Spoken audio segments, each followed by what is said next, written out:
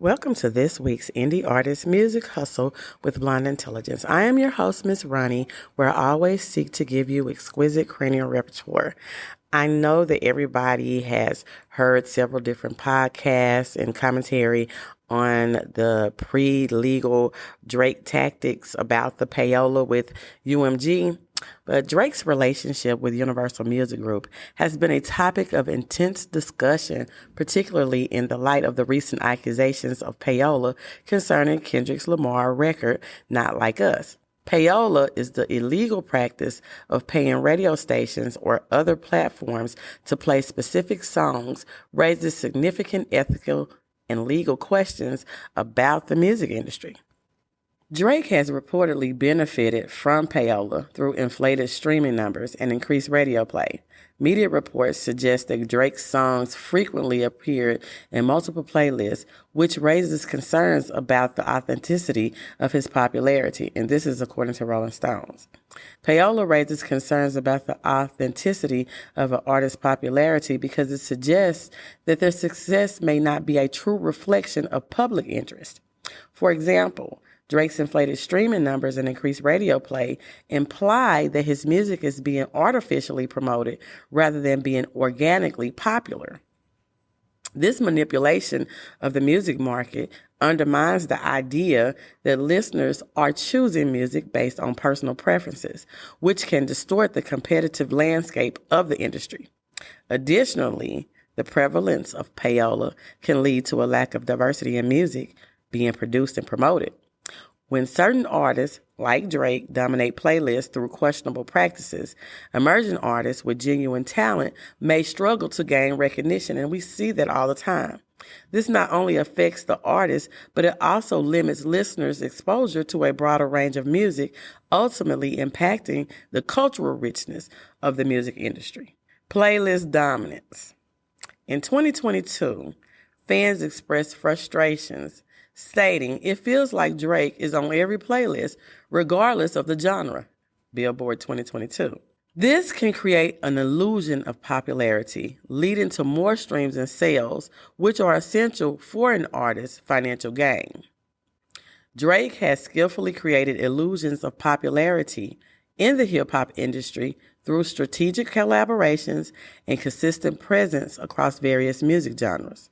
By featuring on tracks with artists from different styles, he not only broadens his audience, but also capitalizes on the existing fan base of these artists. For example, his collaborations with artists like Rihanna and Future have allowed him to penetrate pop and R&B market, thus creating his visibility in streams across diverse playlists. His use of social media to engage with fans and promote new music keeps him in the public eye, reinforcing the perception that he is ubiquitous in the music scene.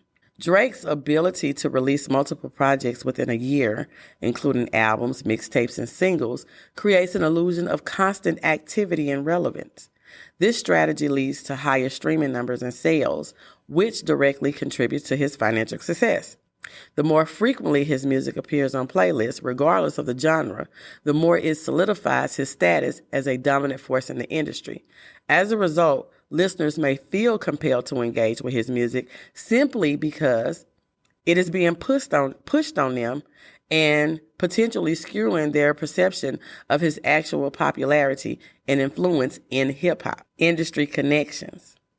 Drake's close ties with UMG have allowed him to leverage these connections for promotional advantages. Industry insiders claim that Drake's team have been known to negotiate favorable deals that include pay-for-play agreements. And this is according to Variety, and I'm going to say this is alleged.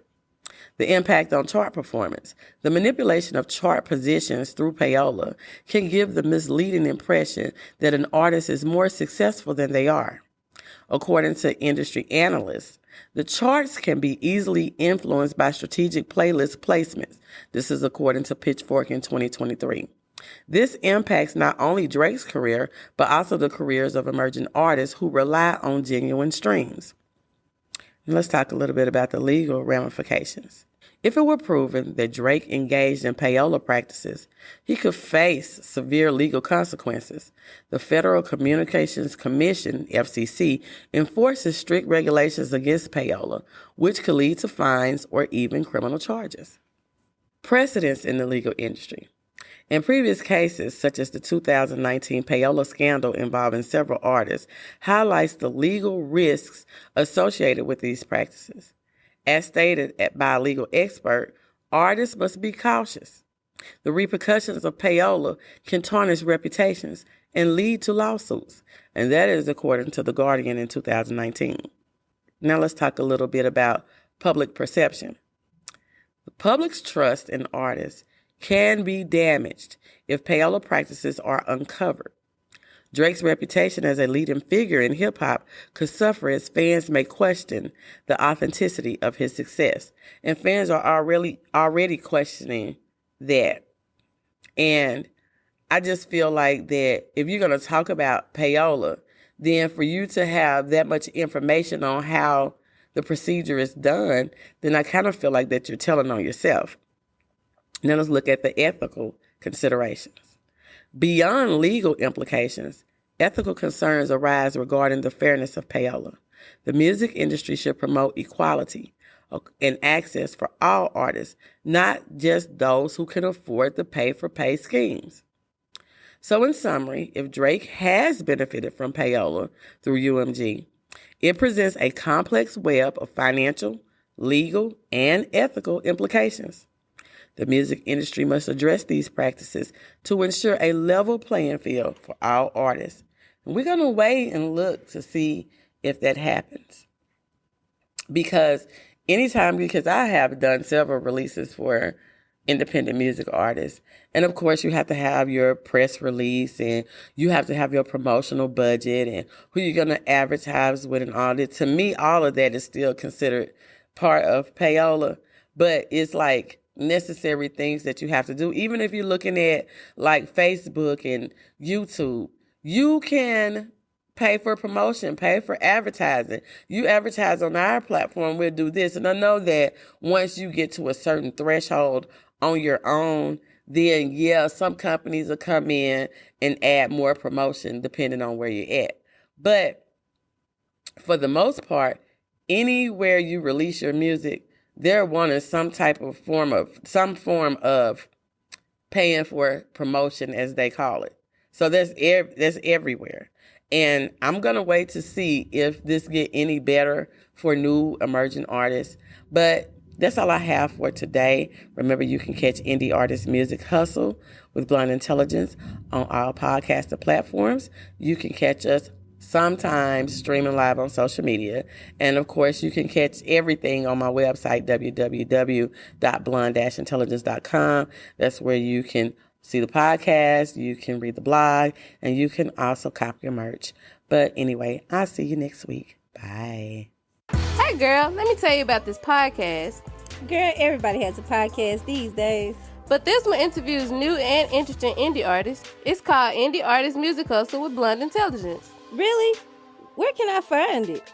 It's on all podcasting platforms, streams live on social media, and on rpentradio.com. What'd you say it was called again? It's called Indie Artist Music Hustle with Blind Intelligence. Girl, I'm gonna have to check her out. Give it a check, girl.